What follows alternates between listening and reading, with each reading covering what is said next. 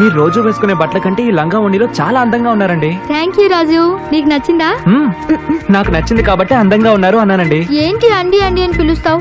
దివ్య అని పిలు, పర్వాలేదు. అవును రాజు, నిన్నంత ప్రేమగా రాజు అని పిలుస్తోందిగా, నువ్వు కూడా దాన్ని ఏంటి దివ్య అని పిలు, బాగుంటుంది.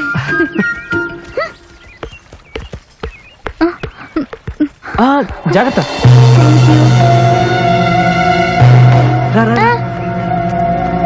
మెల్లగా రా.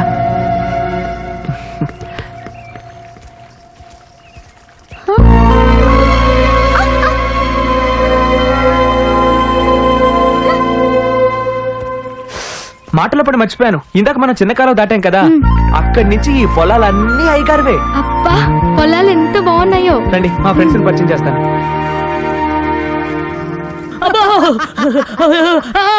ఇక్కడ ఎవరు లేరు, అరుపులు మాత్రం వినిపిస్తున్నాయి. చూపిస్తాను.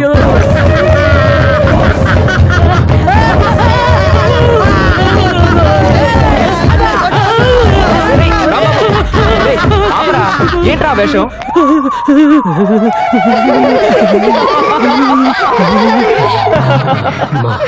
ఇక మీ గొడవ ఆపి ఇలా రండిరా. వీడి పేరు గణపతి, వీళ్ళ బాబుది పాల వ్యాపారం. ఎప్పటికైనా చిలకలూరుపేట ఎన్నాపురం చేయాలని ఆశ. ఇంకోసారి చిలకలూరుపేట మ్యాటర్ ఎవరికైనా చెప్పామంటే బాక్స్ పగులుద్ది. ఊరుకోరా. వీడి పేరు భూతాల బుజ్జి. వీళ్ళ నాన్న దయ్యం పట్టిన వాళ్ళకి తాయెత్తులు ఇచ్చి వాళ్ళ చేత మర్రి చెట్టు కింద కోళ్ళు బియ్యం అయి పెట్టించి ఈడి చేత తెప్పిస్తుంటాడు. ఈడికి దయ్యం పట్టకుండా ఉండడానికి కాకినాడ సాహెబ్ దగ్గర నుంచి తాయెత్తులు తెచ్చి ఈడికి కడుతుంటాడు. ఆడి పేరు పత్రి పంతులు. ఈ నాన్న పత్రి సంపాదించాలనే రాజమండ్రి పుష్కరాలకు వెళ్ళిపోయి పూజలు చేస్తుండగా గోదావరిలో మునిపోయి ఇంతవరకు తేలలేదు. ఆడెప్పుడు తేల్తాడని రోజు ఆ గొట్టు మీద గుడి దగ్గరికి వెళ్ళిపోయి పూజలు చేస్తూ వచ్చిన బొక్కలని పత్రి సంపాదించుకుంటాడు. వాడి పేరు నాటకాలు రాంబాబు. వీడి తండ్రి వీడికి ఇచ్చిన ఆస్తల్లా నాటకాలు పట్టాలదా, రెంట్కి యారో రావటం లేదు.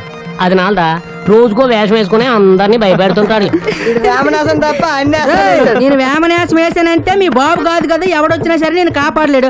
అప్పుడు కాకినాడ సాహిబ్ తాయిత్తు కాదు కదా, దుబాయ్ సాహిబ్ తాయిత్తు తెచ్చి కట్టినా సరే పని చేయదు. మీ ఫ్రెండ్స్ అంతా భలే సరదాగా ఉన్నారు రాజు. నాకు ఇక్కడే ఉండిపోవాలనుంది. దివ్య, పద ఇంటికి వెళ్దాం. నందిని, నువ్వు పిల్లల్ని తీసుకుని ఇంటికి వెళ్ళు.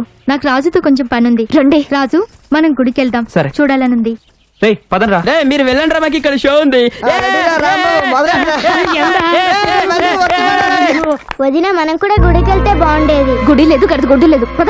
వాళ్ళు ఎంచక్క తిరుగుతున్నారు వదిన. తిరగని ఎన్నాళ్ళు తిరుగుతారో నేను చూస్తా. ఏమైంది వదిన? ఏం లేదు, పద. రాజు, నందిని ఒక్కతే అసలు బయటికి రాదా? భలేవారండి. అయ్యగారు బయటికి వెళ్తే చాలు, తను ఎప్పుడు బయట ఆడుతూ మా అందరినీ ఆట పట్టిస్తూ ఉంటుంది.